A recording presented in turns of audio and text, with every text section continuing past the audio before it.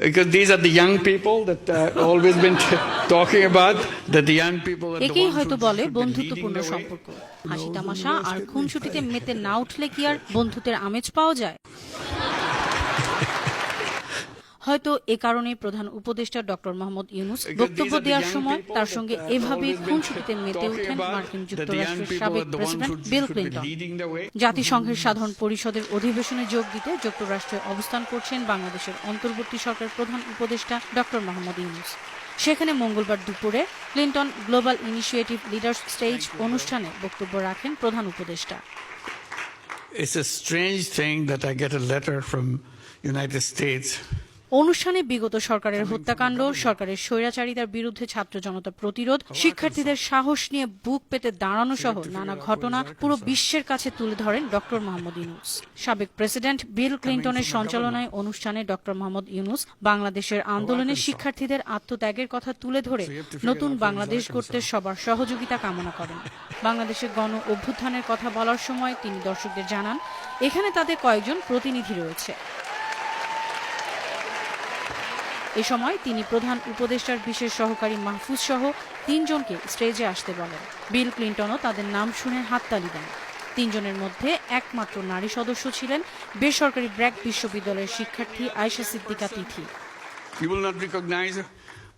ছাত্রনেতারা মঞ্চে আসার পরে ডক্টর ইউনূস বলেন, তাদের দেখতে অন্য তরুণদের মতো মনে হলেও আপনি যখন তাদের কাজ দেখবেন, বক্তব্য শুনবেন, আপনিও অবাক হবেন। তারা সারা দেশ নাড়িয়ে দিয়েছে, অনেক কিছু হয়েছে, কিন্তু তারা তাদের বক্তব্য, ত্যাগ কিংবা প্রতিশ্রুতি থেকে পিছিয়ে যায়নি। তাদের বক্তব্য ছিল, আপনারা চাইলে আমাদের হত্যা করতে পারেন, কিন্তু আমরা পথ ছেড়ে যাব না।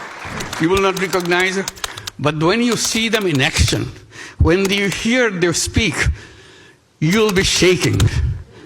They shook the whole country by their speeches, by their dedication, their commitment. They said, you can kill us anytime you want, but we are not giving up. শিক্ষার্থীদের প্রশংসা করে ডক্টর ইউনূস বলেন, তারা যেভাবে কথা বলে, এরকম কথা আমি কখনো শুনিনি।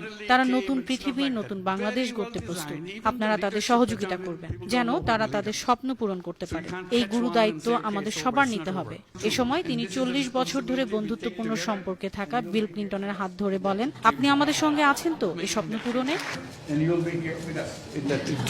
মাত্র কয়েক সেকেন্ড পরেই মাহফুজকে এগিয়ে দিয়ে প্রধান উপদেষ্টা বলেন, গণ অভ্যুত্থানের পেছনের কারিগর মাহফুজ। যদিও মাহফুজ সবসময় বলে সে নয়, আরো অনেকেই আছে, তবুও সে গণ অভ্যুত্থানের পেছনের কারিগর হিসেবে পরিচিত। বৈষম্য বিরোধী ছাত্র আন্দোলন সুশৃঙ্খল আন্দোলন ছিল উল্লেখ করে ডক্টর ইউনূস বলেন, এটা হঠাৎ করে হয়েছে এমন কিছু নয়, খুবই গোছানো আন্দোলন। এছাড়াও এত বড় আন্দোলন হয়েছে, মানুষ জানতো না কে এই আন্দোলনের নেতা, যার ফলে একজনকে আটক করা যেত না, বলাও যেত না যে একজনকে আটক করলে আন্দোলন শেষ।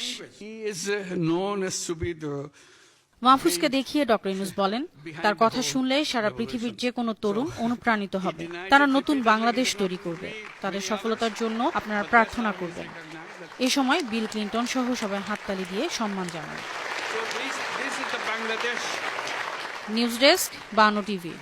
They are the one creating the new version of Bangladesh. Let's wish them a success. Thank you very much.